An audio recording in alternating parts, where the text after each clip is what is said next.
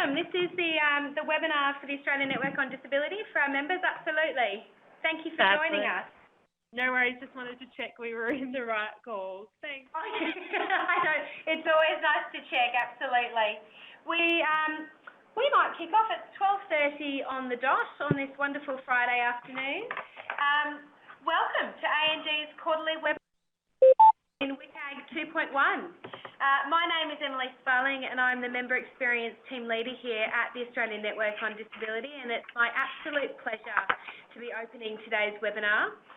Before we begin, I would like to start by acknowledging the traditional owners on the land on which we are meeting and pay my respects to elders past, present and emerging. Welcome. Thank you so much for joining us today. We're so excited to have you all online this afternoon on the webinar system and on the teleconference system. We have a virtual full house, if you like. It's been an absolutely popular webinar with over 125 people registering, which is just fantastic, and it just shows the popularity of our first wonderful webinar we hosted with Intopia earlier this year. I know that everyone's going to enjoy this afternoon's session immensely, and before I hand over to our presenters, Sarah and Andrew, I just wanted to run through a few quick points and some housekeeping with you. Whilst we're in session, if everyone's happy to pop their phone on mute, this just helps to limit any background noise.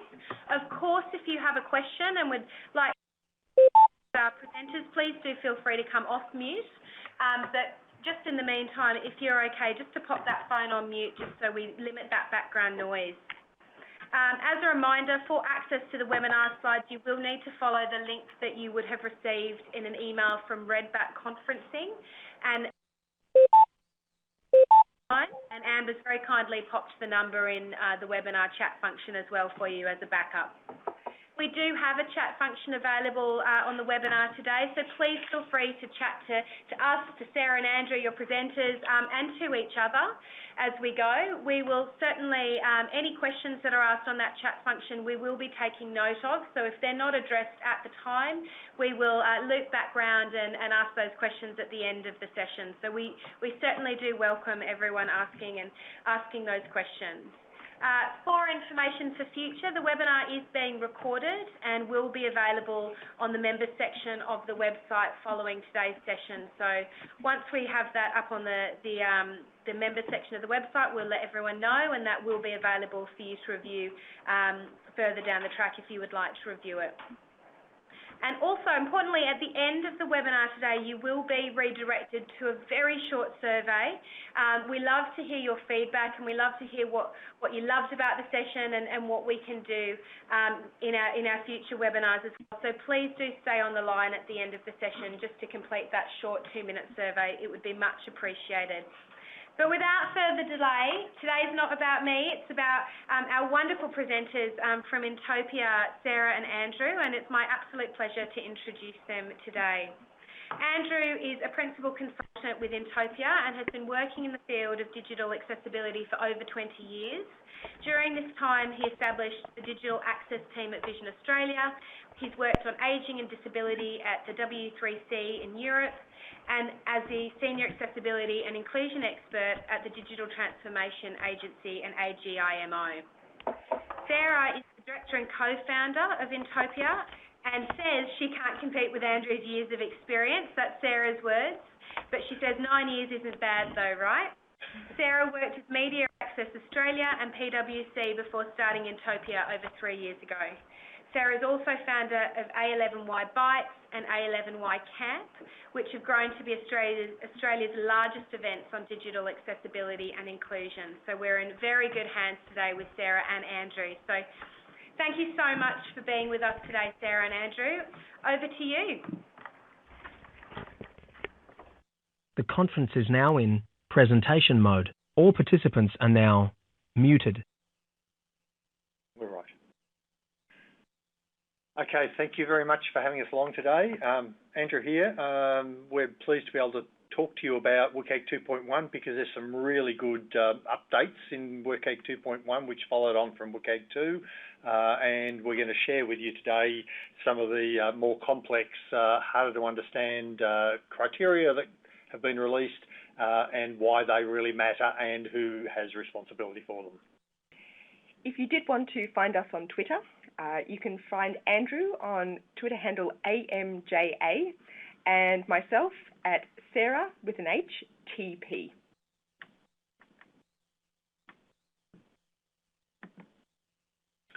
Okay, so just a little bit of background about WCAG. It is a technical standard. It will send you to sleep if you try to read the original document, but it's been prepared as a technical standard to make digital content more accessible, and the criteria that we're going to be talking about today have been written to be testable, which is why it becomes quite a hard document to actually read and understand. We hope we'll enlighten you during the day. A little bit of history. WCAG originally came out in 1999, WCAG 1.0, which is about when I started working with digital accessibility, coincidentally. WCAG 2, 10 years later, was released in 2008, which was about the time that smartphones started to make an appearance in our pockets and in our hands, which basically means that mobile devices were not taken into account. Another 10 years, and we finally got around, because I worked with them on some of this, to releasing an update, version 2.1. It is basically WCAG 2 with 17 new criteria to address a number of things that were overlooked or felt that weren't covered in enough depth. Obviously the mobile that I just mentioned, but also some issues for people with low vision and people with cognitive. So on the screen, we actually have a WCAG 2.1 map. This is a map that we produced at Intopia that you can stick on your wall and sort of gives a summary of WCAG 2.1 and its structure. So to start in the middle, WCAG 2.1 is based on 4 principles. Information is perceivable, so you can perceive information in the way you want. That might be alt text on images, or it could be, if you're deaf or hard of hearing, it could be captions on video. That information is operable, that you can use it in the way you want. You might want to use a keyboard, you might want to use a mouse or a touch device. That information is understandable. So you know what you need to do. You can understand the content, but also if you're filling in a form, it tells you, what formats you might need to conform to. And that it's robust. It can be used with different web browsers and also different assistive technologies as well. The next layer that you'll see is what we call guidelines. And there are now 13 guidelines as of WCAG 2.1. We've got a new one that was introduced in 2.1, so we've gone from 12 to 13. So, for instance, 1.1, text alternatives, that is all around sort of images and providing text alternatives for images. The last layer on the outer edges are our success criteria. And we've actually got a little zoomed in view here of 1.4 guideline, 1.4 distinguishable with the success criteria. So when we're testing a website against WCAG, it's these success criteria that we're testing against. It's that Andrew mentioned. So each success criteria has a level A, AA, and AAA. Most organisations, and the recommendation in most policies, is that you meet WCAG to level AA. And that means you're meeting all of the success criteria for levels A and also for AA. There's definitely some great things in AAA, so we'd encourage you to also look at them and meet some of those ones as well.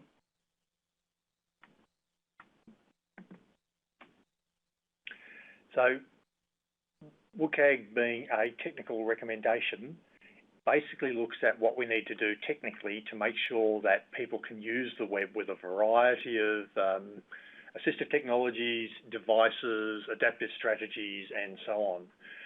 What we always like to say is that WCAG 2 is necessary, or WCAG 2.1 now is necessary to meet the requirements of many people with disabilities and a number of people without disability as well, but it's not sufficient for creating a good, inclusive user experience.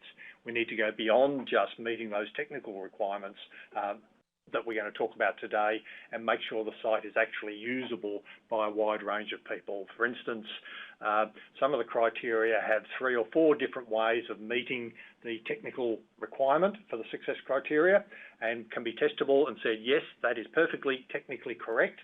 But from the user's perspective, it's not something that they're at all familiar with, and hence they will struggle to use it. So we can have technically beautiful sites occasionally. So we looked at the new WCAG 2.1 criteria, and we've grouped them into a few categories. In the area of responsive design, so making sure that a website can, say, be on desktop and mobile, we have some criteria around orientation, reflow, and also text spacing. For visual design, we're going to look at non-text contrast. In the area of interaction, a few things related to pointers, so content that appears when you, say, hover over it, the use of pointer gestures, the cancellation of a pointer if you've done something wrong, motion actuation, so moving your device, the use of keyboard shortcuts, and also target size. Lastly, we've got assistive technologies. So 2 criteria that specifically relate to the experience of assistive technology users, what's called label message. We are going to deep dive into 8 of these today. The ones that we've just gone through are just the except for target size, which we are going to talk about because we feel that's particularly important even though it's a AAA requirement. And we'll just briefly touch on those other 4 that we aren't going to cover in detail at the end of this presentation. So let's look at what we've grouped under responsive design and Zoom. We're contrast on screen. It's something to do with the redback system. Some of you may be able to see at the bottom of the screen where it says C 1.4.10 reflow for the formal criteria. On each of these slides, as we introduce one of the new criteria, we actually have a link to the original text.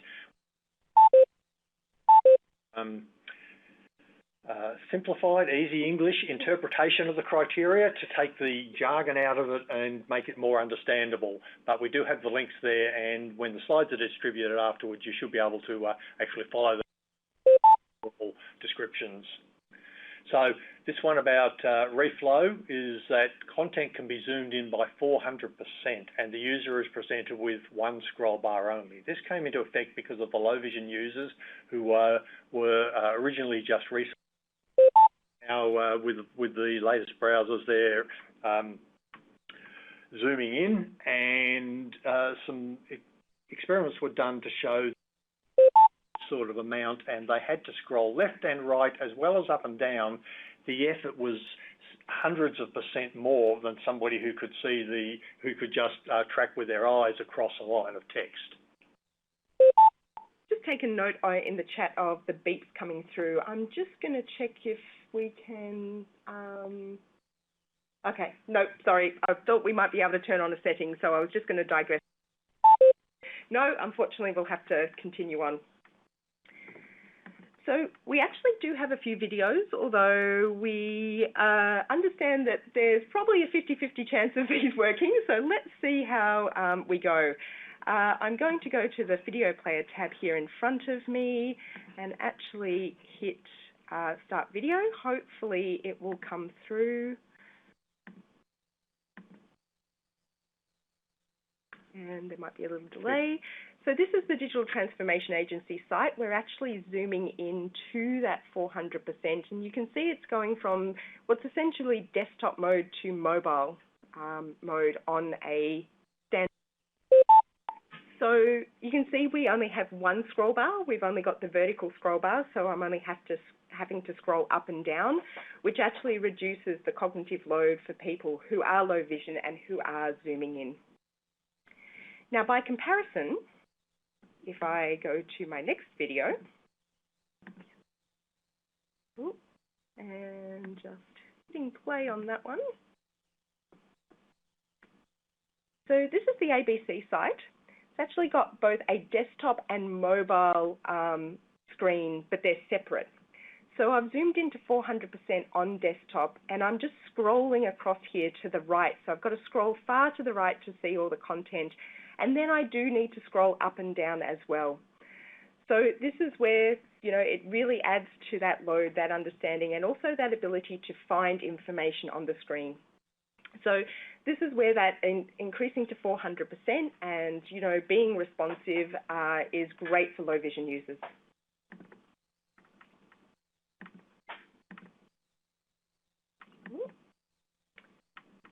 Sorry, brief slide. There we go. Right, so who's responsible for this? In a multidisciplinary team that the government at least, and I know a number of organisations are talking about, where you've got developers, user researchers, designers, UXers, BAs, and lots of other jargon of people coming together. So for this particular one, in conjunction with a lot of people around the world, we've settled on the fact that it's the UX designer, the user experience designer, and the visual designer in terms of designing responsive templates that will support that zoom. And we've used the technical version of the zoom here, has to zoom to the equivalent of 320 CSS pixels. The developer then has the responsibility for coding that text and the containers to be responsive so that they resize appropriately, get narrower but much longer as somebody starts to zoom in. And the key thing here is not losing any content and being able to interact and operate everything that you can at this zoomed in stage. Text spacing is the next one, and what we want to be able to do, what some people need to be able to do to be able to read your text more easily is to be able to increase it in various ways. Increase the spacing between the letters, maybe increase the spacing between the words so that they stand out more, maybe increasing the line spacing so that they can track the lines more easily, and increasing the paragraphs so that the chunks of text that usually only contain one idea are more obvious to them. So specifically, what we're looking at is users being able to increase the text spacing by 0.12 of your font size. This is just something that your developers will know, so don't worry too much about the specifics. The word spacing, so the space between words by 0.16 of your font size, paragraph spacing by 2 times your font size, and for lines 1.5 times your font size. So here's an example of a screenshot on the left with just standard spacing, and we've actually applied all 4 of those different spacing requirements to the image on the right. You can see that the paragraph text has picked up that spacing, so we've got additional spacing between the words, between the letters. In this case, we actually don't have paragraphs, but we do have spacing between lines as well. But that text at the top that says bold emblazer hasn't actually taken on the text sizing. And if we dig into this, we'd actually see that that bold emblazer is actually text that is part of an image. So because it's not real text, that text spacing hasn't been able to be applied. So that's, an example of where it works well, but where it doesn't in something, say, like an image of text here. Responsibilities, again, it's the visual designer who's designing those templates and maybe selecting the particular fonts that need to be able to be resized, and then the developer needs to be sure to be coding the text and the containers to allow for that responsive layout so that things can resize and nothing gets lost. So moving on to colour and non-text contrast. So for this particular requirement, we're focusing on making sure that important graphical objects, icons, and user interfaces component outlines and states, that's a bit of a mouthful, have good contrast. This is what I've referred to as the proverbial loophole in WCAG 2.0. So in WCAG 2.0, we had the requirement around text contrast, but there was nothing that said, if you had just an icon that represented a button, that it actually had to have good contrast as well. So in some ways, this one's plugging that loophole so that, if we're just doing formal assessments against WCAG, we can actually, assess against these particular guidelines. So the particular image on screen is showing a pie chart with 3 different segments. Those segments are all fairly dark in colour and against each other would not show sufficient contrast.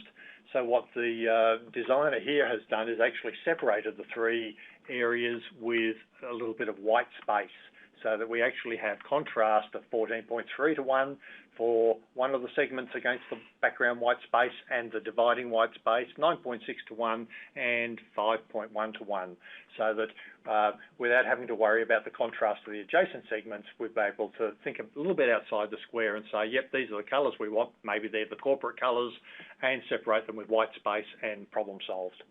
And I realise we're quoting all these numbers, but we haven't given context for them. So we talked about this criteria of having good contrast, but in this particular criteria, it actually sets out what contrast ratio you should have between one colour and the other. So for graphical objects, we want a contrast ratio of at least 3 to 1. And there's lots of tools out there that you can use to actually, plug in one colour and the other, and it will actually tell you the contrast ratio. So it's not too hard, but what we're looking for is that good contrast that in more than 3 to 1 again for 2 colours. So when we quoted those ratios, 4.3 to 1, obviously clearly over the 3 to 1, 9.6 to 1 and 5.1 to 1, they're all, well over that 3 to 1 contrast ratio. Icons again need to meet that 3 to 1 contrast ratio, and the examples we've got here where they've used a little icon to show that it's going to probably a new page, 5.2 to 1. The icons then on the image at the bottom there where we've got some social media, some search and shopping baskets, they're showing a 12.4 to 1, and then the other site where they're just showing all the social media links, they're all 12.4 to 1. So we've got obviously got black on white and white on black, which is or very close to it, which is giving us very, very high contrast. Now, in that example of social media, one could argue, and there's always, what you can technically fail against a criteria versus what's best practice. If we were reviewing those social media links where we've got the social media icon and the text beside it, if the text actually met the contrast requirements in WCAG 2.0, then we'd actually say that that was okay. We do, though, encourage you to, even when there's an icon that may seem redundant, to also meet that contrast requirement. For a lot of people, recognising an icon is quicker than actually reading the text, particularly for someone with reading difficulty or dyslexia. So it's really good practice to have those icons still meet that 3 to 1 contrast ratio. We talked about tools. Sarah mentioned some tools that can test this. We will share back with Anne to distribute, Australian Network on Disability to distribute afterwards, a couple of recommendations or possibilities for tools. There's dozens of them out there, but we have a few preferences. So that last bit is around the user interface components. And we've got an example here, again from the Digital Transformation Agency website, that actually has focus states. So when you tab around your page, you want to know where you are when you're tabbing via the keyboard. So the DTA actually has a purple outline, which on a dark background just meets that 3 to 1 contrast ratio, but then on the white background does have a 4.1 to 1 contrast ratio as well. We also have a link with an underline, so the underline is conveying information that it's a link. So in this case, it's a blue link with blue text, and they both have a 5.6 to 1 contrast ratio as well. We've also got a search box in that top area, and we've actually got another example of form components on the next slide. But what we're looking at here, and this is particularly important, is when you've got a form element, so let's say a checkbox. Before, we had to make sure that the form label for that checkbox met contrast requirements. But we didn't actually have to make sure that the outline of the checkbox also was easy to see. Now, that outline is telling us something. It's telling us that it's a checkbox and that you can interact with it. And by showing its shape, it's also saying it's a select, a checkbox is a sort of on and off. So that's why it's particularly important to make sure that user interface components, particularly form elements, have that good contrast ratio for the outlines as well. And our next example actually comes from MyGov. So they've got some text boxes, and they do have a nice strong outline. It's sort of a mediumish, darkish grey. And in this particular screenshot, we also have focus on the password text box, and you can see a nice big dark outline, a darker grey outline. So it's very clear what element you're focused on when you're actually tabbing around. Now, this particular criteria doesn't actually say what width the outline has to be, but we would urge you, common sense, just because it has a great contrast ratio, but if it's really thin and difficult to see, that's not going to help, people with low vision. So just, use some common sense, don't make things too light, and remember your user.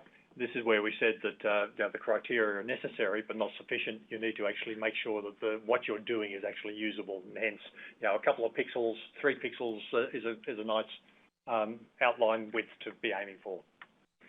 And who's responsible? Visual designer who's looking after the colour schemes, probably based on brands, but sometimes you need to adjust how those are presented or how you use them. And as we said, think of creative ways of separating elements or enhancing elements in graphical bits of your site. So we're now going to move on to interactions. Our first being using simple pointer gestures. So when we talk about a simple pointer gesture, we're actually talking about a single finger tap on a screen, a single finger double tap on a screen, or a tap and long press. That's what's defined as a simple pointer gesture. Here we're making sure that someone, for instance, with lower dexterity, or who's using a head stick, so sort of a stick that might be, strapped to their head and is actually only able to tap on a screen, that everything can be done using one of these simple pointer gestures. Complex pointer gestures are much more difficult for many people. Swipe, tap and drag if you need to move things around, tracing a path, pinch to zoom because that requires fingers going in 2 different directions. 1 finger hold and a 2nd finger tap again requires you to be quite dexterous in terms of how you're interacting with that screen. So an interesting example is actually Google Maps. If you were to pull out your phone now and have a little play with Google Maps, you would find that there are different ways that you can zoom in and zoom out. So zooming in, you can actually double tap, which would be considered a simple gesture. But to zoom out, we need to do a pinch to zoom out, or a double tap and then hold and drag up to zoom out. So both of those are considered complex gestures. So the current Google Maps interface, there is actually no way to use a simple gesture in order to zoom out on the Google Map. If you go to a tablet size, they've reinstated the plus and minus buttons that we get on the desktop. Problem solved. You can single tap on the plus or the minus, and you don't need to worry about complex gestures.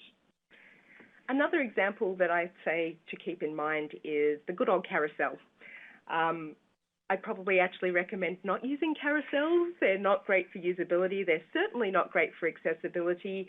But if you are using them, don't just rely on the swipe gesture to go from, say, carousel item to carousel item or a card to card.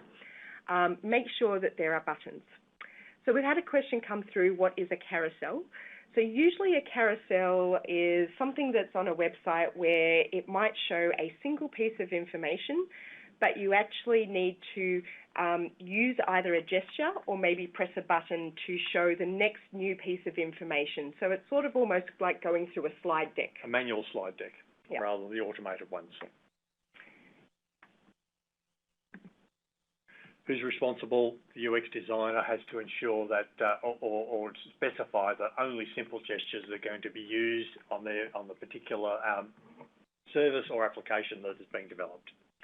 Or also in that case of the carousel, making sure that even if you can swipe, and it's not to say you can't use complex gestures, but there's a simple gesture equivalent or option for those that might not be able to easily perform those complex gestures. Content that appears on hover or focus, such as a tooltip, is dismissible, hoverable, and persistent. This is really quite complex criteria because there's 3 components to it. So let's just have a quick look at these. There's 3 different areas. So the first criteria is that content is dismissible. So when we have newly revealed content, we've got an example in a sec of a tooltip, that newly revealed content can be dismissed, usually with an escape key or a close button. But you need to be able to do that without moving your pointer, so your mouse or maybe your finger on a screen, or moving the keyboard focus, so not actually having to tab off the element that you're on.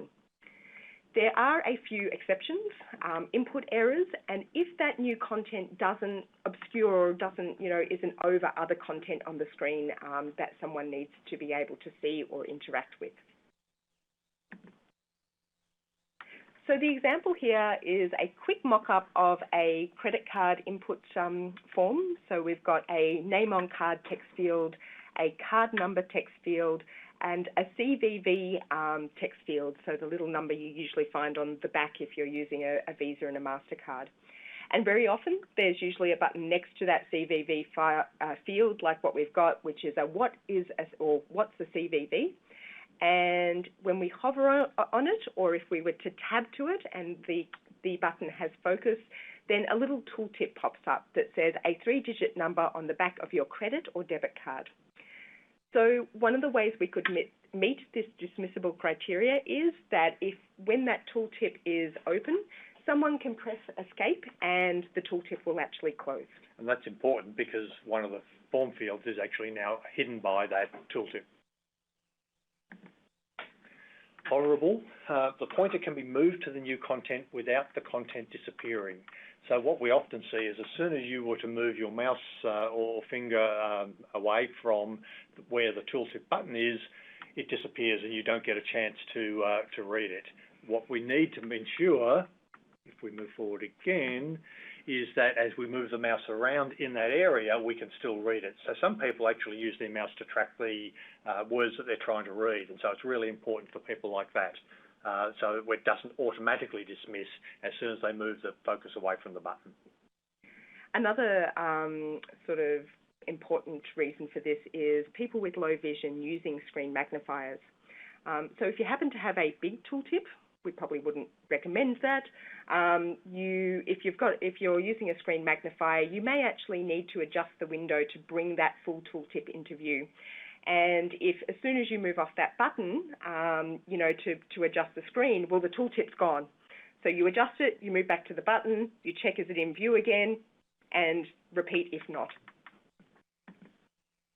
And then the final criteria is persistent, that the content must remain visible until the pointer or the keyboard focus is moved away from the triggering control, the new content is missed, or the content is no longer relevant. And this one's a little bit harder to comprehend, so another little example. So for instance, we've got our tooltip open, and really, as long as we just move away from, say, that triggering button, the what's the CVV, or the tooltip that's popped up, once we move away from that area, the content should, close down. Yep. Now, we're heading into another little video here, just to show this in practice. So we'll click over to our video player and get this happening. So this is actually the AGL website, and I have turned on Zoom here just to give the experience of a low vision user using magnification, and we're going to navigate through a main menu.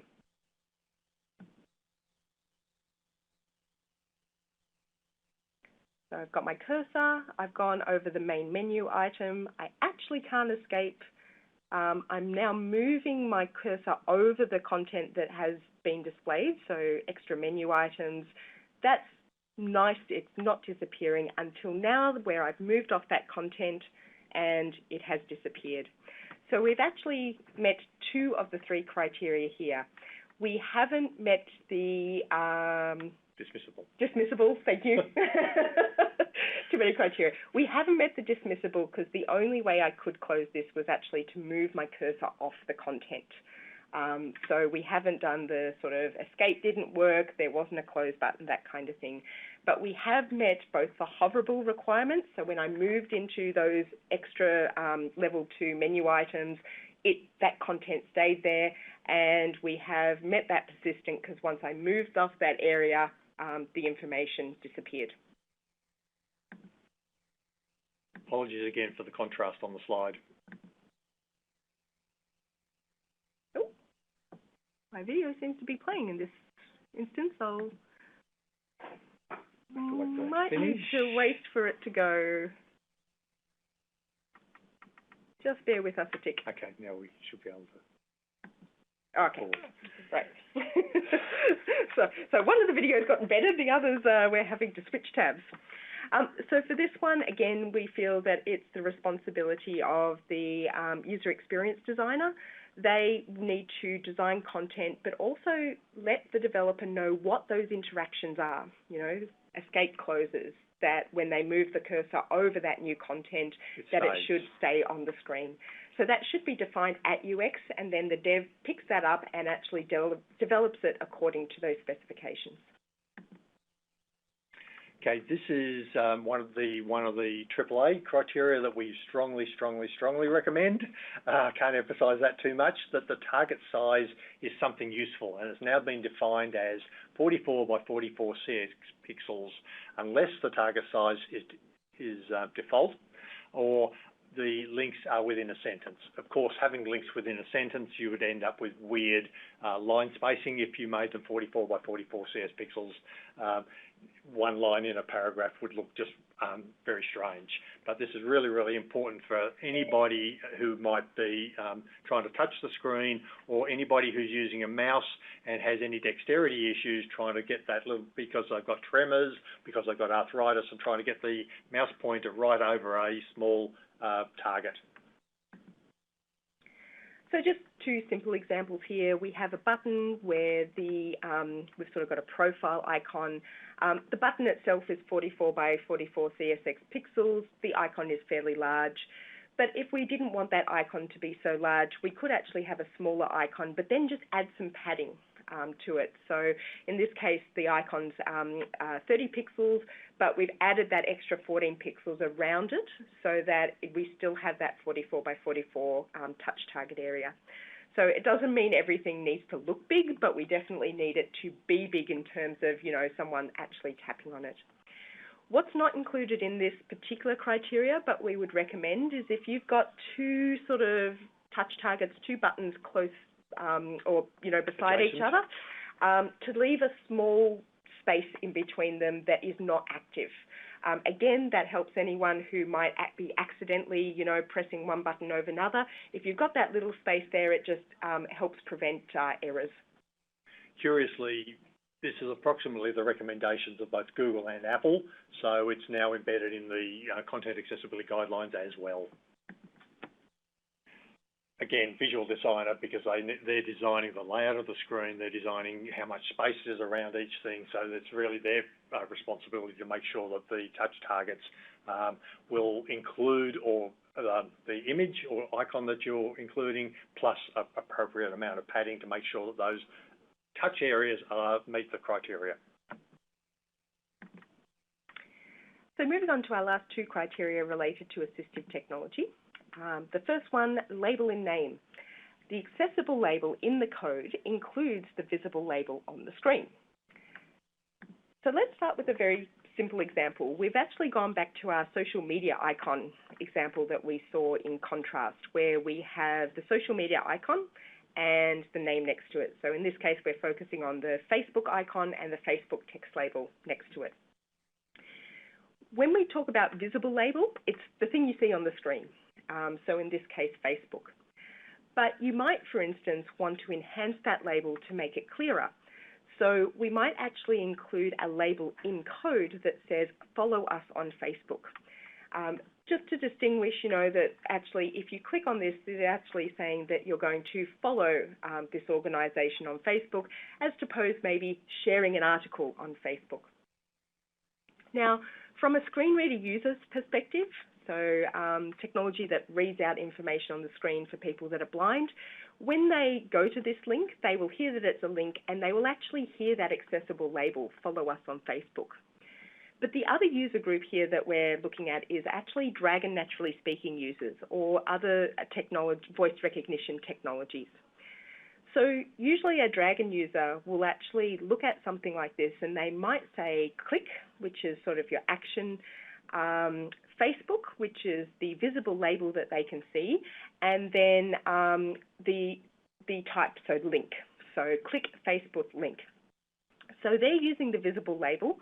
They're not using the accessible label because obviously it's in code and they can't see it. We will now actually look at the implications this has and what this criteria actually means. So as an example, a lot of the time if you go to an e-commerce site, you might have lots of add to cart buttons on the one screen, think going shopping. So our visible label is add to cart, but we want to actually enhance the label with an accessible label, and in this example we have used add broccoli to cart. So it's great for the screen reader user. They hear add broccoli to cart, nice, simple, clear. But the Dragon user will say click add to cart button. And the key problem here is we've inserted broccoli between the add and the to cart, which is part of the entire visible label. So Dragon is going to look around and go, well, actually, I'm not recognizing that add to cart label anymore. I actually, so it won't actually work for them. So this particular criteria is saying that visible label must actually be part of the accessible label and not broken up. So in our second example, we've still got add to cart as a visible label, but we've added broccoli to the end of that statement. So our accessible button ends up add to cart broccoli. And that means that it's good for screen reader users. They hear add to cart broccoli, but it's also good for our Dragon users because we haven't actually broken up that visual label. We've had someone mention what's a Dragon user. So Dragon is a voice recognition technology that can allow someone to actually navigate around the screen just via voice, or perhaps via voice and another input method like keyboard or that if they so choose. So responsible, the content designer has to write both the visible label and the accessible label and make sure that they're meeting this criteria and not breaking up any words that might be in the visible label. So that really comes down to content and how that content is prepared, and then the developer needs to code the accessible label in such a way that design from the content is carried through so that the screen reader user actually picks up the right words as well. So lastly, we have our criteria status message. Screen readers announce status messages that appear on screen at the right time without shifting focus. So we have another video here, which is actually first of all going to give an example of what a status message read out, or excuse me, let me start again. A status message that is read out when focus is shifted. So it's essentially a method where, you just shift where things, where your focus is at, and it'll actually announce it from a screen reader point of view. So let's, yes, we do need audio. So just give us a sec. Okay. Hopefully we'll hear this. So let me hit the video start button, and we should be going. Tab, email editor required. Type in text. Tab, not sure which email you signed up with, link. Tab, password editor required. Password edit, type in text. Tab, forgotten your password, link. Tab, login button. Enter. There are errors in the form. To continue, please action the following. Heading level 2. List of 2 items. Please fill in your registered email address. Please fill in your password. All right, so what we just saw here is a login form. This is actually on the Coles website, where we use the screen reader just to navigate from the form fields and through the links. We got to the submit button, hit submit, and form errors appeared at the top of the top of the form, I should say.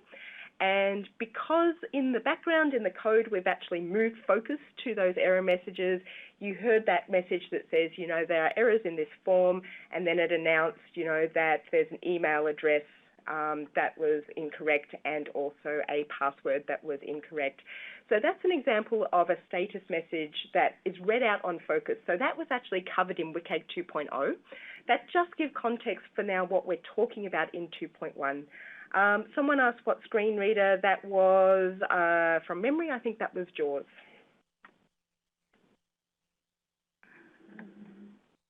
So, sorry, flicking around slides again, just bear with me a tick. So now we've got a video of actually status message and how this should work. So we're actually going to go to the next video. So this is actually an example of a component that has been developed by gov.uk, so the UK government, and it's actually a character count. So as I type things into the text box, it tells me how many characters I've got left before I run out of characters. So let's get this video started. Components.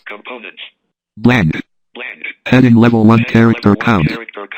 Tab. Can you provide more detail? Edit. Use JAWS key plus Alt plus R to read descriptive text. Do not include personal or financial information like your national insurance number or credit card details. Type in text.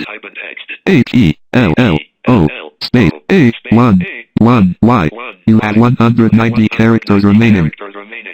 Space CAMP space DAY. You have 181 characters remaining. A exclaim. You have 175 characters remaining.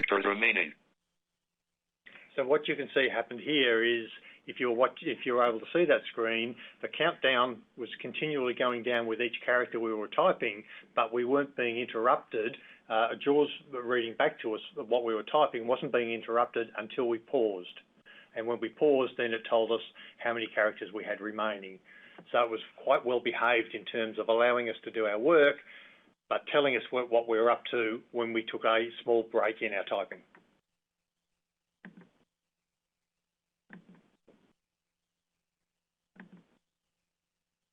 Sorry, just trying to advance the slide for a sec. There we go. So again, this is a user experience responsibility to specify what's going on with the design and the screen reader notifications, and when users need to know when content changes on the screen. There might be other cases where you do want to make a announcement over the top of the screen reader, but in a case like this where it's just informative as they go through, you wait for that pause, and then the developer needs to code the status message so that it's announced to the screen readers at the right time. So just to go quickly through a few of the other A and AA success criteria we haven't covered. Orientation. Content can be displayed in portrait or landscape unless the orientation is essential. So this is for people who may, for instance, have a mobile phone or even an iPad mounted somewhere, perhaps on a wheelchair.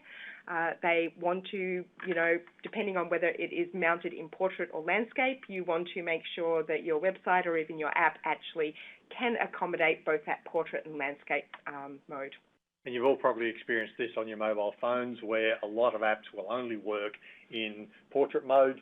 Flip your phone sideways and you've got to tilt your head sideways, and imagine how hard that would be if you're in a wheelchair with your head constrained because you're a C3 quadriplegic.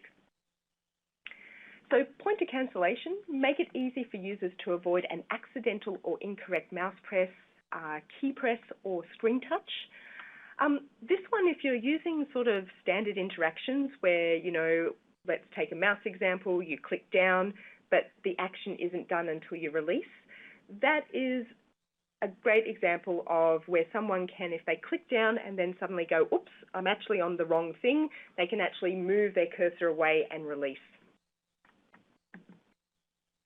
Motion actuation, functionality triggered by gesturing or moving the device, common in a lot of games where it's using the built-in motion sensor. But some people aren't able to hold their devices still, so we need to be able to either have an accessible alternative, and we need to be able to turn off those motion sensors in there. It's mostly we find this in games. We don't usually find it in everyday sort of service apps, so just something to be aware of. And lastly, keyboard shortcuts. So if you have got single-letter keyboard shortcuts in your, say, website, that they can be turned off. They can remap to something else. So instead of A, maybe someone can make it Control A, or they only work when a component has focus. So if you're a keyboard user and you've tabbed to a select box, a little drop down before, often if you press like S, it will jump directly to the options within that drop box that start with S. So that's an example of where that shortcut only works when it has focus. So this one, we're trying to make sure those keyboard shortcuts don't interact or interfere with any other assistive technologies, like Dragon that we mentioned before, voice recognition technology, or screen readers, where there's a lot of inbuilt shortcut keys as well that they're using day to day. Generally, we wouldn't advise keyboard shortcuts because unless somebody's on your app or your site every day, they're probably not going to learn your keyboard shortcuts. Yeah. It's probably, for Google Docs or that kind of thing, that's okay, but most standard websites, not necessary. So we've just been talking about the WCAG 2.1, the point release that took 10 years to be released. The Web Accessibility Initiative at the World Wide Web Consortium have decided that was a good thing to have a point release, and now they're scheduling another point release, WCAG 2.2, for late next year. So we expect to see another 4 or 5 criteria. In particular, this time, some more criteria around about readability type things and other aspects that will improve the experience for people with cognitive impairments. There were a number of those lined up, but they couldn't quite meet the testable criteria for the release last year. They're also working on a brand new set of accessibility guidelines that are going to be research and user-driven. They're codenamed Silver at the moment. And I've got Sliver in the the slides. The wonderful things you see while you're mid-presentation. The codename Silver because AG is the chemical symbol for silver. They're currently scheduled for late 2022, but realistically, I would expect them in 2023. So that's all from us. We do offer intensive WCAG 2.1 workshops, so if you need more sort of support for your multidisciplinary teams, do get in contact. And at the start, in my bio, it was mentioned that I founded ALI Camp, Accessibility Camp, which is a conference around accessibility. That's actually coming up in November in Sydney. It's a 4-day event, 2 days of workshops, and also 2 days of presentations. And I'm happy to say this year we have the most international presenters coming in from all around the world that, to be honest, I've ever seen come to Australia and talk about digital accessibility. So we will share the link in the details, but if you're really excited about accessibility, it's the time to come along and meet others that are equally as passionate and learn some stuff around all sorts of things related to this space. When Sarah says ALI Camp, it's A11Y Camp, as Emily said, the way Emily announced it at the start of in the introductions. Okay, thanks for that. Thanks for listening. We do have some questions, and we have a bit of time left to address those. Star 5 to unmute. Just do that. The conference is now in conversation mode. All participants are now unmuted. All right. Okay. So first question, when tabbing into elements, is a border outline required, or is just having the element highlighted enough or acceptable? So we would always recommend having the border or outline rather than just changing the colour of the element that you're on. The main reason is that changing the colour of the element is actually then relying on you being able to perceive that change of colour. So, if you're going from, a medium blue to a dark blue, someone may have trouble differentiating between those two colours. So definitely the best way is to have that border or outline or, some sort of underline. There's actually, some quite interesting ways that you can do it that don't require you to have the full border. Actually, ABC, go and have a look at the ABC main menu and tab through it.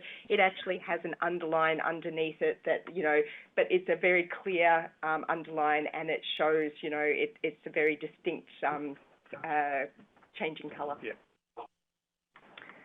Our second question, you can double tap with 2 fingers in Google Maps to zoom out. Does this count as simple? So my understanding is no, it won't count as simple. If we take the example of a user who's using a head stick, they're not going to be able to simulate a 2-finger tap because that head stick really is just as if you've got a single finger on the screen. So 2 fingers, it would still be considered a complex gesture. But thank you, I'll need to update my slides with that. Yes, and other people with serious dexterity issues like severe arthritis, they won't be able to necessarily tap with 2 fingers depending how they're holding their hand and so on. We've got 2 questions around native.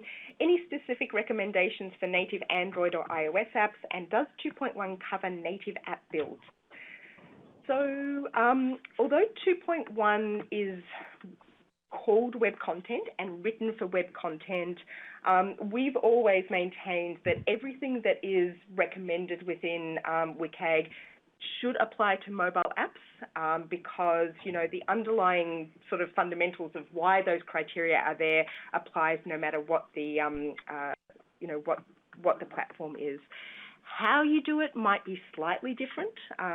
So to give a simple example, it's not related to what we discussed today, but in a website, for instance, when we're talking about headings, we can mark up headings so they're heading 1, heading 2, heading 3. In mobile apps, we can mark up things that are headings, but we can't give them a heading level. So obviously we're constrained by what the platform allows, but that concept of being able to navigate by headings is still valid and can still be done within a native app. So I think that, all of what we've talked about today is applicable to mobile apps. Yes. And if you look at the recommendations from the 2 major platforms, you'll see that a lot of that is recommended by them as well because they're also trying to meet the requirements of people with disabilities interacting in different ways from the way I might. So regarding the drop-down menu, is there an example that demonstrates a close button within a drop-down menu? So I think here the question I would probably ask is there's a drop-down menu that is what we'd call, and we're getting a bit technical here, but a native drop-down, so a select element. Now that's kind of standard, you don't play around with it, there's not a lot you can do with it. If you do have a custom drop-down, which you can make, I would say that you could have a close button or probably more likely implement the escape option because that's how the native select button works. If it's open, you can hit escape and it will close those options. So I would say trying to mirror that native experience would be, would be the way to go. Yeah. And next one, how would you recommend desktop standard browser behavior for focus, e.g., the blue frame that Google Chrome is using? I'm laughing here because we had this exact discussion internally this morning with a site that one of our colleagues was looking at. Yeah. So this is where we'll talk about the exact letter of the WCAG law first and then the what is good usability second. So there is what I would consider a loophole in the new non-text contrast criteria that says if you are using default focus states, then You don't have to worry. You're exempt. I don't like it. I think it's a cop-out. And probably what we really need to do is tackle the web browsers to make them have a better focus indicator by default. It's not going to be perfect because you're going to get situations where you've got like the light blue outline on a light blue background and it's still going to be difficult to see, but at least it would be better than what it is. In practice, again, from a usability standpoint, though, we would always recommend that people actually create custom focus indicators that have that clear contrast that are easy to see. Like we saw on the DTA site, the Digital Transformation Agency site, with that purple outline for every element that we were tapping to. And you just need to be aware that across your site, you may actually need at different parts of the site to change the colour scheme for that outline because you can't necessarily get the contrast between the outline and a light background and the outline and a dark background, for instance. And that's where, you know, brand colour or including this within brand, or if any techies out there have a design system, actually specifying that as part of your design system means that it's going to be consistent across all of your sites and all multiple sites if you're working in a large organisation. And I think, perfectly, we've run out of questions and we've run out of time. So thank you all very much, and thank you to those who shared questions. We'll follow up with some slides and a few links for you, and hope you've enjoyed this webinar. Thank you so much, Sarah and Andrew. It's Emily from A&D. It's been an absolute pleasure yet again to have you on the line and to have you share your wisdom and insights on WCAG 2.1. I think everyone would join me who's on the call today in thanking you wholeheartedly, and thank you for sharing your slides as well. We will make sure they're on the members section. But thank you so much, and we look forward to seeing you soon. Thank you. Bye. Thanks, everyone. Bye. Bye.